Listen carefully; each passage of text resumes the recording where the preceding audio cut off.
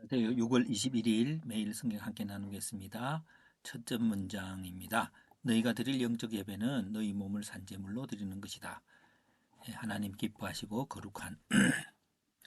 두 번째, 너희는 분별하라. 무엇을? 하나님의 선하시고 기뻐하시고 온전하신 뜻을 어떻게 이 세대를 본받지 말고 마음을 새롭게 해서. 너희는 믿음의 분량대로 생각하라. 어떻게 그 이상의 생각을 품지 말고. 자, 마지막 문단, 우리는 그리스도 안에서 한 몸이 되어 많은 사람들이 서로 지체가 되었다. 어떻게 지체가 됐을까요? 받은 은혜대로, 받은 직책대로, 받은 은사대로. 예.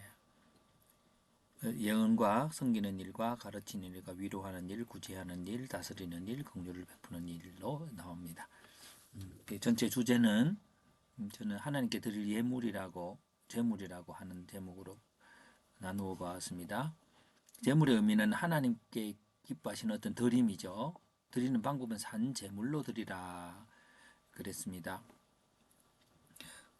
근데 살아있는 제물이라고 하는 의미에서 우리의 믿음의 분량대로 받은 은사대로, 그 믿음의 분량이라는 것은 생각할 이상을 품지 않고 이 세대를 본받지 말고 받은 은혜와 직책대로, 받은 은사는 이제 종류가 있어요.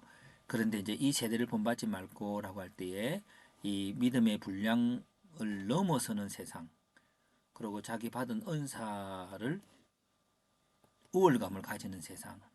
한 사람이 각 지체로 가는 게 아니라 전부를 다 주관하는 세상의 이 세상입니다. 그렇게 대조를 해볼 수 있다고 봅니다.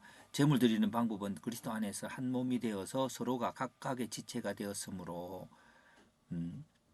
제물 드리는 방법이 그것이 원인인 거죠. 그래서 각 지체가 한 몸이 되도록 하는 그것에 그 한 몸 되어져 가는 그 역할이 하나님께 드리는 것이고, 왜냐하면 그리스도가 그 몸의 머리가 되시기 때문이지요.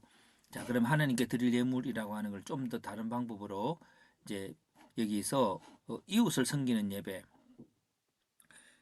예배의 정의는 하나님을 기뻐하는 어떤 행위인데, 예배 방법은 한 몸이 되는 것이고 한 몸이 되도록 다른 지체를 섬기는 것입니다.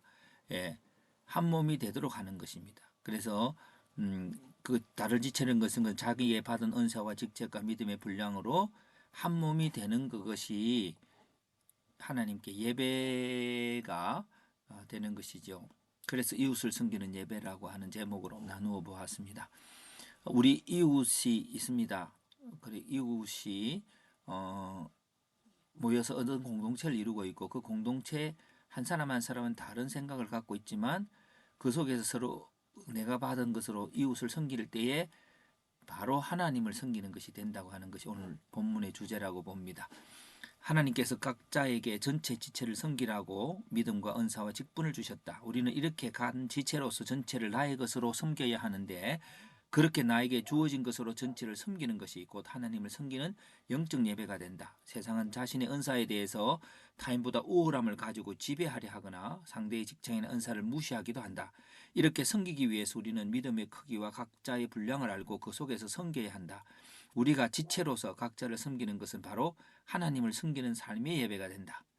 예. 그래서 한 이웃을 섬기는 무조건 섬긴다는 게 아니라 그것이 이웃이 하나가 되도록 내 분량 속에서 잘 있으면 전체가 하나가 되는 것이겠지요.